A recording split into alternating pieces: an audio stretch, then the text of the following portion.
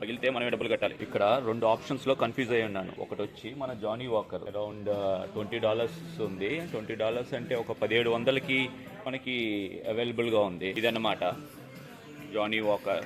జాగ్రత్తగా పగిలితే మనమే డబ్బులు కట్టాలి. ఇది కాకుండా రెడెంప్షన్ అని ఈ విస్కీ, ఇది బర్బరన్ విస్కీ. దీనికి ఒక చరిత్ర ఉంది.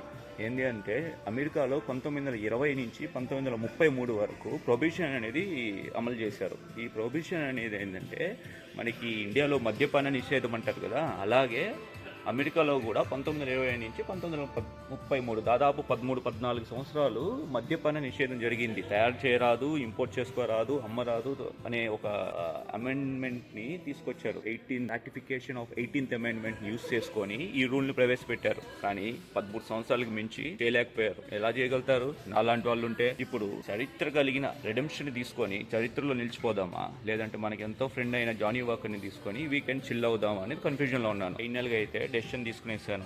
లాట్ ఆఫ్ డిస్కషన్ తర్వాత చరిత్రలో నిలిచిపోదామని ఫిక్స్ అయ్యాను.